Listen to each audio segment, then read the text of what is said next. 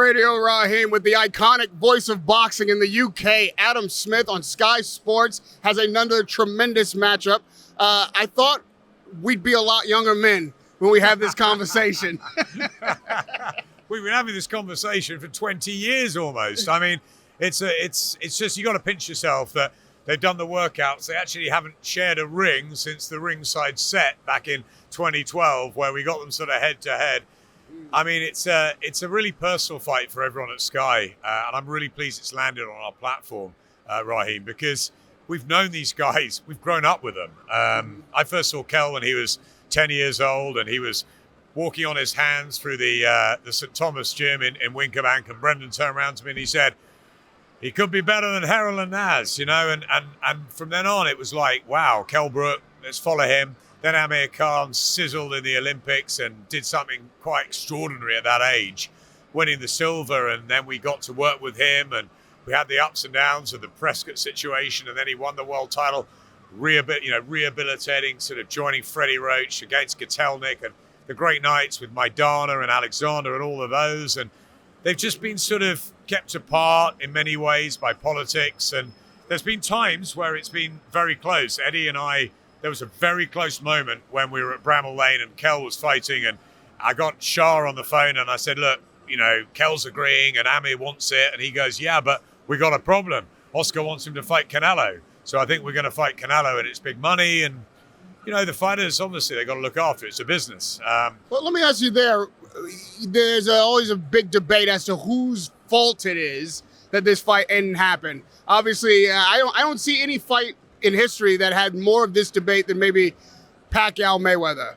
But in this one, is there an answer to that question? I always think it's up to the fighters whether they want the fight, first and foremost. I remember when AJ and Fury was being talked about on and on, but when it was really, really serious sort of last year, and I spoke to both fighters, Tyson and Anthony, and they both wanted it more than anything. And I think when you get that, and I think Kell has wanted this fight much more than Amir through the years, because Amir has wanted to fight Mayweather and Pacquiao and make a name in America, and you know, do the I'm a Celebrity and do great things in Pakistan, and absolutely, you know, become a sort of world figure. Whereas Kell is jealous of that. Kell has, you know, has always wanted to be that person, that big name. I think he believes he's always had the ability to do that. I think he had his big fight against Sean Porter and that great win in America, but probably, you know, didn't get the acclamation, didn't get the acclaim that he should have done maybe. And then, you know, you had the Golovkin, that situation, and then Errol Spence, where the weight was a problem and the eyes. And I think he's been unlucky at times, Kell. But fundamentally, I don't think Amir's ducked the fight. I just think that he's preferred to go into bigger fights in America, not the bigger fight in Britain. I think he's wanted to do that and chase the sort of the star names over there, as opposed to and I think he's always felt that Kell will be there and that he can always make that fight. So it has been on Amir's terms. The weight's on Amir's terms, the 149. He is the A side, and rightfully so, not just the reception he gets in Manchester. He's the much bigger name in the casual world. But I think Kell has wanted this fight so badly. There's a hunger burning inside him that he will not rest until he's had the chance to prove what he believes, that he has always been the better fighter. You talk about Amir Khan chasing stardom in America and the super huge fights, which he got a taste of stardom, and he's been in big fights, but he hasn't been successful in those fights. And as much as we like the fact that we get the fight now, I think now we should be looking at our third Amir Khan KELL BROOK fighter. It might be KELL BROOK Amir Khan if it were the third one by now. I don't like to pull you up, but I will say that, yes, maybe he didn't win all of those big fights, the Canelo fight, the Danny Garcia fight, but the way he came back from Prescott and the way he went over to Freddie, and then the Maidana performance, the Alexander performance, the Zab Judah performance, that's top drawer. And I think, you know, Amir has, you know, engaged a bit too much. Canelo was obviously way too big and too good ultimately. But, you know, he was in that fight. I think he was disappointing against Crawford. So, yeah, pound for pound wise, I get you. But I think he has made a bit of a name and a splash in America, certainly for being a very exciting fighter. And I think Kell probably hasn't had that exposure. Whereas in Britain, and everybody at Sky know, we've had some wonderful nights with KELL BROOK. And I think that Kell, as I said, I don't think he's had that sort of one defining night, even in the Porter fight. Some people thought he lost it. It was in America. It was in the summer. I just think now the spotlight's on him for the biggest fight of his life. And I think he has left no stone unturned, and he'll do everything he can to win it. Having said that, maybe Amir will be too good for him.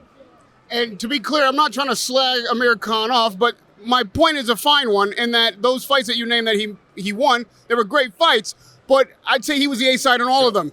And the ones that he was the B side and needed to step up into superstardom level, those fights he was unsuccessful. So you can always question a man's path. I would have thought if he would have fought Kell Brook earlier at that time, who knows who wins that fight, and maybe he's a bigger star. You are absolutely right. We should have had 3 of them by now. But I said that with Mayweather Pacquiao. For years that was just took ages to make, and eventually it got made, and it wasn't a great fight, but the whole build-up was phenomenal. But they should have had 3 of them by that point. I think the difference with Mayweather Pacquiao is that I always thought Mayweather would probably have that cute sort of, defensive style to be able to deal with Pacquiao. Pacquiao was disappointing in the fight. Obviously, there were reasons, but I don't know. I always sort of favored Mayweather in that fight. This fight, I don't know, and I've never known.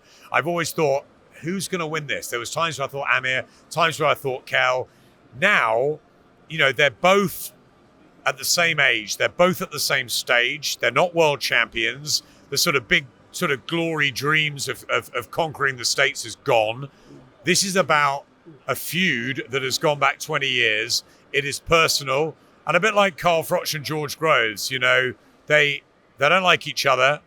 They want to deal with it in the ring. And it's the best possible outcome for the fans. Yes, and whoever wins it will never tire of mentioning they bested the other one, maybe by knockout. I think it's going to be really harsh for the loser. And I said in a previous interview that I really hope that there's respect between the pair of them afterwards, because whoever loses this fight has still been amazing for British boxing. And so, but the problem is that because the fans have waited for Brook Khan for so long, they will be always talking about this night. How much do you factor in the weight advantage? It has to be considered an advantage for Khan. Some people even consider it an unfair advantage. Like, why drain the guy? There's no title on the line. If it's finally come, let everybody be the best man they can be in the ring. Is this a great advantage for Khan at 100 technically 47, but they can come in at 48 at the most, right? 149 is the limit. Okay. 149 is the limit. So obviously he wanted to drag him to welter. At least, it wasn't 147. And he'll have time to rehydrate Kell. It's obviously an advantage for Amir, but Kell believes the weight's been absolutely right all the way through. He said it's not a problem at all. He's not thinking about it. He's just concentrating on the job in hand. I think he was so desperate that he's taken whatever he can to make this fight happen. Okay, He is the B-side. Amir has obviously controlled the majority of the negotiations because he is the star of the show. But for boxing fans, it's a sort of should be a level playing field, because we want to see the best guy win. And Khan and Brook, that's the big question. So I think it is a disadvantage for Kell, but at the same time, I think Kell knows that it's a disadvantage, so he's put even more into this training camp, and I think he will be absolutely flying on fight night. As frustrated as we've been over the years to not get the fight, no one could possibly be more frustrated than Kell Brook himself. And when fighters talk to you about fight being 80% mental, how much do you believe the factor of a guy who feels his maybe chance at being a superstar was denied by the man across the ring from him? A life that wasn't offered to him that should have been. He feels like he was denied something he deserved. Could that be the deciding factor Saturday night? There's part of me that thinks Kell Brook will find a way to win this fight because it's so deep ingrained in him. But that's not necessarily a logical view, because that anger, that emotion can backfire. And if he's not cool and calm and listening to Dominic Ingle, he believes he's the better fighter. He's annoyed that the biggest thing he's annoyed about, not just that he hasn't got the fight, but that Amir says he's levels and levels above Kell. And Amir can whine, he's good at that. He's not. They're very, very, very good fighters. They both were world champions. They've been brilliant for British boxing. And it's a clash that, quite simply, you and I can't pick. We don't know what's going to happen. So I think Kell's got to be careful of that sort of that burnt up aggression. So not to do something he'd regret on Sunday morning that said, why didn't I play it a bit cooler? I think Khan will be the cooler guy in there.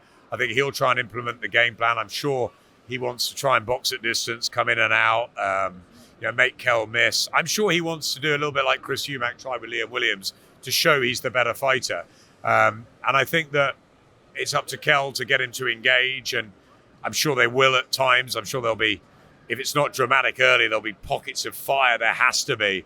And the big thing is then can Amir control his emotions when he's hurt, when he's in the heat of battle? And what about their punch resistance? You know, are either going to be able to cope with the other? I could see both going down in this fight. Mentioning the resistance, the eye, the chin, the sheer desire to win, all of that factors into somewhat emotion, protect yourself or go forward into the fight. When we saw their common opponent, Crawford, he beat them both handily, but very differently. Looked like Brook was having success in the fight until he was stopped. Amir Khan seemed overwhelmed from the gate, and some called him a quitter, including his current trainer now, Bomac. Do you feel like that's a fair assessment of Khan's performance against Crawford, and will that creep its way into this fight if Khan's finding himself bested? I think styles make fights, and I think Amir and KELL are a completely different ball game to Terence Crawford. Terence Crawford has proved he's a pound-for-pound king.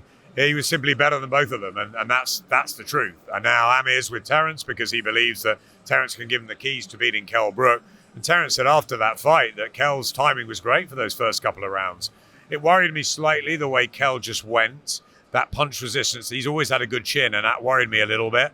But also, Amir, yeah, I agree with you. I don't think he really got started. He didn't get into the fight. He was just outclassed. And yeah, it was a bit of a sorry mess. But I think almost like Amir's like, I want to prove myself against the best. And if I lose to Canelo or lose to Crawford, that's fine. But if I lose to KELL BROOK, that's what he doesn't want to do.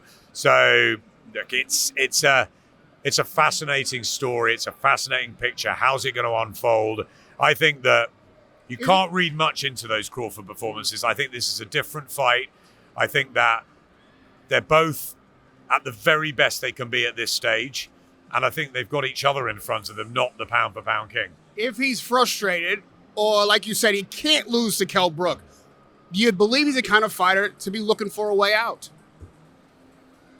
I really don't think so, and I hope not. No, I don't think that at all. I think Amir is a fighter to the core. I think, look, he was hit low. Maybe it was spurious. I think he knew after 2 or 3 rounds he probably couldn't beat Crawford. Maybe fighters know in there. But then again, I think, KELL probably knew he couldn't beat Golovkin. So ultimately, they both had big and hard fights, but they both believe they can beat each other. And I don't think they will do anything. As long as they're standing in there, as long as they're not counted out or the referee stops the fight, they'll be doing everything possible. I can't see either of them, unless it's a bad injury or obviously a knockout, walking away from this fight. I just can't see it happening unless Father Time just catches up with one or both at the same time and something extraordinary happens. And, there's a no-mass situation. But I can't. People called KELL BROOK a quitter against Errol Spence. He fought a great fight and he couldn't see out of an eye. Now, did he? Okay, if you look at what he quit, he said no more. I can't go on. I can't see. What's the definition of quitting? And I think it's really harsh to call. I certainly would never, because it's we're broadcasters. We look at, they're gladiators. They put their careers, their lives on the line each and every time for their families, but also for our entertainment. I don't think that's fair at all. That if you know, I remember Andrew Gallotta walking away from a couple of fights mid-fight. It's like maybe that's just what you do in the heat of battle. We've never been there, so how do we know? I think it'd be very surprising in a fight of this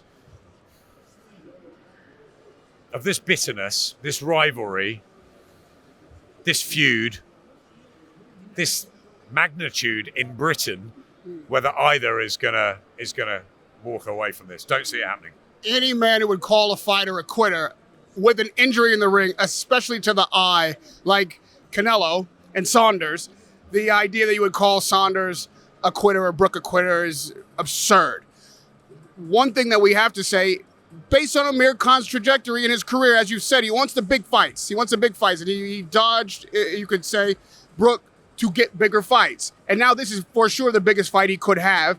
And humbly, he went to the trainer of the guy who beat him. And they say if you can't beat him, join him. He's got Bomac in his corner now. It has to be humble to call a guy who called you a quitter to then put him in the corner for you for the biggest fight of possibly your career. It reminds me of when Lennox Lewis got knocked out by Oliver McCall, and Emmanuel Stewart plotted his downfall, and then what happened? He went and joined forces with Emmanuel Stewart because he found the way to beat him. He said, right, let's go and join the guy that plotted that. I think it's a very clever move from Amir, and obviously he's taken himself away to Colorado. He's obviously had an incredible training camp, hardest he's ever had. But let's not get past the fact that he's 35, just like Kell. Can you change something overnight? He's not fought for 2.5 years plus, and that's a long time. He looks brilliant. He looks brilliant on the pads and in training. But what's actually going to happen? Dominic was honest with me last night. He said, everything has gone right, but we don't know what's going to happen when he gets in the ring, Kell. We don't know. Right. And lastly, to that very point, we all talk about this fight like it's 10 years ago, even 5. I agree. We don't know what either man brings today. No. If we were to gauge, though, based on a 35-year-old fighter who's been through what they've been through respectively, what kind of fight do we expect to see technically? I think technically they'll both try and follow the game plans. This is almost like both want to knock each other out, but both, when they put their head on the pillow at night and there's 3 more seats to go, don't know what's going to happen. And that's the truth. When they're really honest to themselves, they look in the mirror, I don't think they know what's going to happen in this fight. It is that unpredictable. I think they know what they think's going to happen. But I think this gung-ho knockout stuff will only happen if they engage in pockets. I think they'll both try and implement a game plan, because I think the fear of losing is actually a big, big factor in this. And I certainly think with Kell, he will have to be razor sharp. One punch that gets through, and we know that one punch on Amir could be the end for him. So I think there's going to be a lot of nervous energy in those first 2 or 3 rounds, and they're going to be sussing each other out. And it may not light up as we think it will, but I think at some point in the 4, 5, 6, 7, it's bound to. And I think, if they get tired, as maybe the timing's not quite what it once was, or the speed of legs, especially the legs, I think it will really catch fire.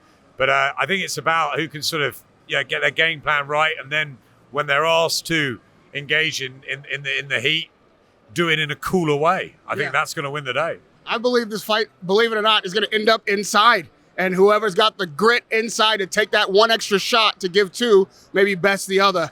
Lastly, the loser of this fight, should that man retire? Again, I'm not there to tell any fighter to retire. You've got to take a lot of things into consideration. These guys have both made good money from the sport.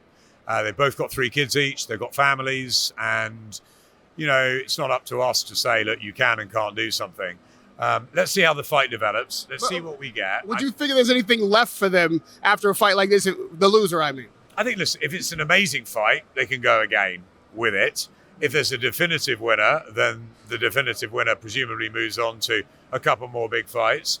And for the loser, probably not a long way back. And at that level, will you want to? But it depends who loses. It depends how they lose. And it depends whether they can accept that state. Because they are 35, they're not 25. And it's very different, I think, at this stage of their careers and their lives. And let's see. And I think that's why I think what we didn't have with Chris and Liam last weekend, I really wanted at the end them to embrace and that bad blood, but they didn't, and that's fine, and whatever. And Carl and George made it up, and Marco and Eric Morales made it up over the years to their wives to help that situation. But I think this one, I think I'd like to see what would be great for British boxing on Saturday night is a humdinger of a fight, which goes long, which goes all the way. It's got the drama. It's close enough. They hug each other at the end, and either we do it again or we don't. But that's what you hope for. But you never quite get what you hope for, Radio Rahim. You always get something different. I thought when Carl Froch fought George Groves for the first time, I thought they were going to have a battle. I thought it was going to be...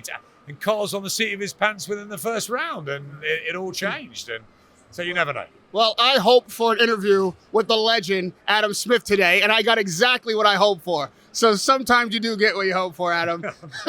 And they say sometimes, better late than never. Yeah. But I say that we're going to get something special, unique, that we wouldn't have gotten before Saturday night. This is going to be a fight that no one knows exactly what we're going to see. And both guys are so committed to winning that we can't have anything but maybe a humdinger. and the best voice possible to call that fight ringside. You've got to have an embarrassment of riches on Saturday night. Value for dollar on Sky Sports. Radio Rahim with Adam Smith. Can't wait for Amir Khan Brook this Saturday night on Sky Sports.